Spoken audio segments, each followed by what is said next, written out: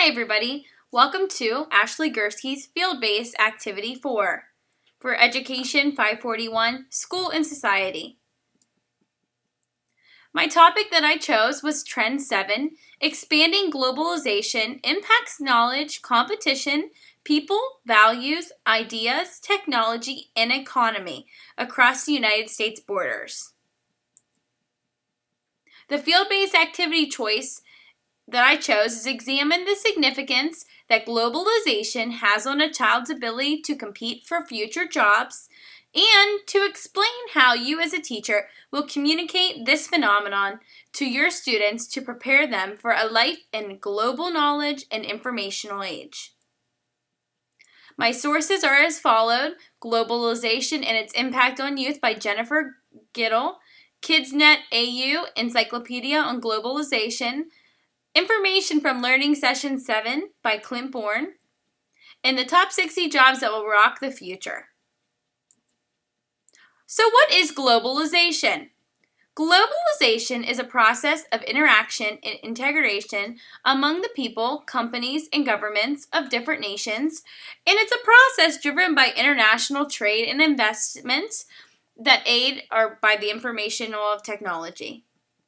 Globalization has a very strong outlook on our future as a society, and it can affect the way that our lives change as well as our children's future. Some insights that I found very important in this trend were from the following people. Jennifer Giddle says, globalization is a series of powerful processes that provide both opportunities and threats. And I tend to agree with her because opportunities can be positive and negative, and the threats can be the negative portion of our globalization that we have to deal with. KidsNet AU states that many of these trends are seen as positive by supporters of various forms of globalization, and in many cases, globalization has been actively promoted by governments and others. From Learning Session 7, Dr. Bourne states, USA Today editors and reporters ranked globalization as the fourth most significant trend affecting our American society. Globalization has created the need for global citizens who have a keen awareness of today's political, economical, social, and environmental concerns around the globe.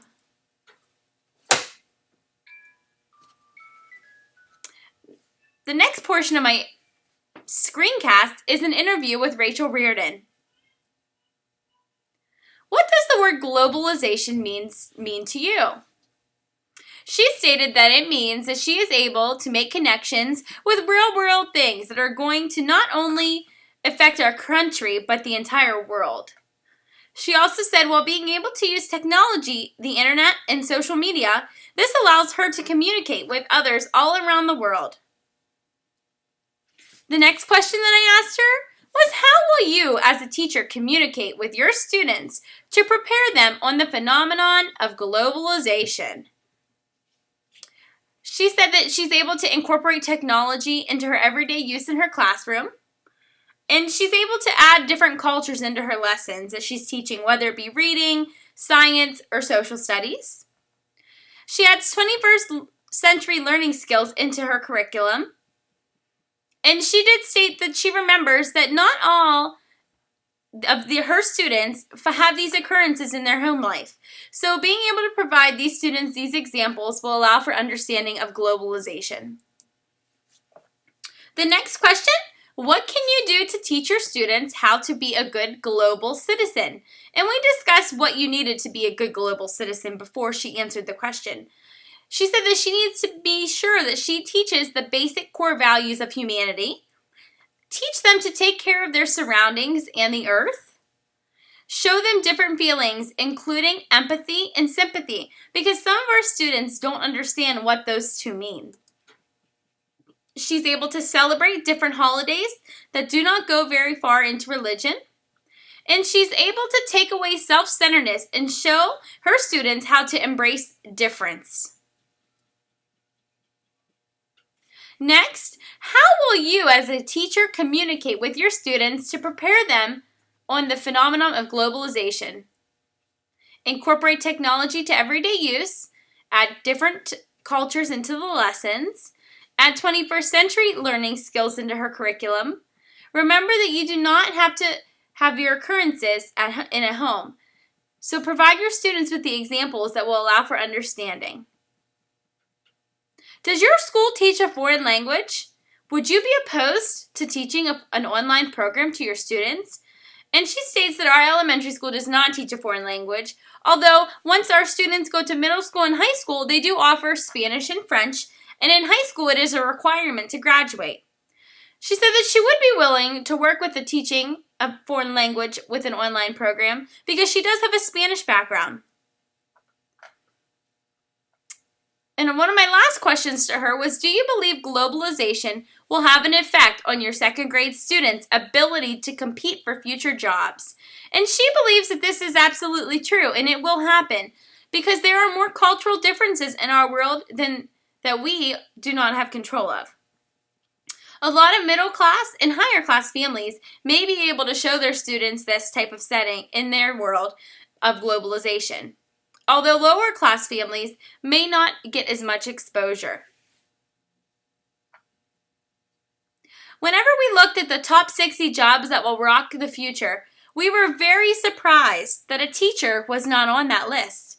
All of those 60 jobs that are on the list require teachers to get them to those specific career paths. We just found that very interesting. What are your goals? Let me tell you my 3 goals for this learning series. The first one is to incorporate globalization into my lessons, whether it be a science lesson, a reading lesson, or even a social studies lesson, and sometimes math. I would really like my students to understand that there are other cultures and there are other things out in this world rather than the one that we live in. The second one would be to opening my eyes to what's around me and exposing my students to as much as I can. If a question opposes me, I will be sure to follow through with that question to find the correct answer for my students, no matter what the outcome may be. And the third and last one would be to incorporate foreign language into my weekly vocabulary lessons. In our textbooks, a lot of times there is Spanish as well in the vocabulary glossary. So I would really like for my students to learn a few of those words in Spanish each week. My sources and references are listed as below.